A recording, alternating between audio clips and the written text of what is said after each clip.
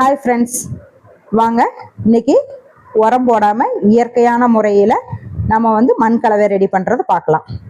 செம்மண், காஞ்ச மாட்டு சாணி இரண்டும் வச்சு நம்ம மண் கலவை ரெடி பண்ணிக்கலாம். பாட்டில் நிறைய தண்ணி வெளியே போகாமல் இருக்கிறதுக்கு அதில் கல் ரெடி பண்ணி வச்சுருக்கோம். இப்போ மண் கலவை நாங்கள் ரெடி பண்ணிகிட்ருக்குறோம். மாட்டு சாணியும் செம்மண் போட்டு நல்லா கலந்து அதில் 2 பாட்டிலையும் போட்டுக்கலாம். இதுக்கு எந்த உரமும் நாங்கள் சேர்க்கல, வெறும் மண்ணும் மாட்டு சாணி மட்டும்தான் சேர்க்குறோம். இதுக்கப்புறம் இந்த மண்ணில் தண்ணி ஊற்றிக்கலாம். தண்ணி ஊற்றினோம்னா அந்த மண் நல்லா லூஸ் ஆகிக்கும். மண்ணில் இருக்க சூடெல்லாம் கம்மியாயிரும். இந்த பாட்டில் துளசி வச்சுக்கலாம். 2 வகை துளசி வைக்க போகிறோம்.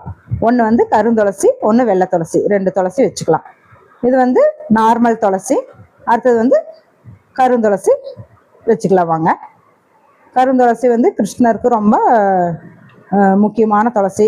நம்ம வீட்டுக்கு முன்னாடி இந்த துளசி செடியை 2 செடியும் சேர்த்து வீட்டுக்கு முன்னாடி வைக்க போகிறோம். அடுத்தது இன்னொரு பாட்டில் ரோஸ்மெரி வைக்க போகிறோம். ரோஸ்மெரி வீட்டுக்குள்ளே நல்ல மனம். ரோஸ்மெரி இயற்கையாகவே நல்ல மனமுடையது.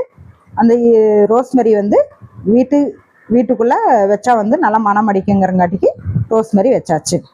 அடுத்தது நம்ம ஒரு வீட்லேயே சும்மா ஒரு பார்ட் இருந்துச்சு. அந்த பார்ட்டில் டேபிள் ரோஸ் வைக்க போகிறோம். இதை டேபிள் ரோஸு. இதை நம்ம பார்ட்டில் வைக்க போகிறோம்.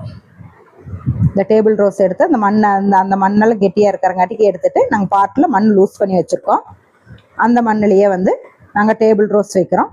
டேபிள் ரோஸ் அப்படியே குத்தா வைக்காம நல்லா தொட்டி ஏகத்துக்கும் பரப்பி வைக்க போகிறோம். பரப்பி வச்சா வேரெல்லாம் நல்லா பிடிச்சி அது அழகாக வளரும். அதுக்காக நாங்கள் வேரெல்லாம் நல்லா பிடிக்கிறக்காக செடி தொட்டி ஏகம் பரப்பி வைக்கிறோம். ஃப்ரெண்ட்ஸ், இது என்ன கலரு பூ விடுதுன்னு உங்களுக்கு நாங்கள் நெக்ஸ்ட் வீடியோவில் காமிக்கிறோம். பாருங்கள் ஃப்ரெண்ட்ஸ், லைக் பண்ணுங்கள், கமெண்ட் பண்ணுங்கள், சப்ஸ்கிரைப் பண்ணுங்கள். பாய் ஃப்ரெண்ட்ஸ், நெக்ஸ்ட் வீடியோவில் பார்ப்போம்.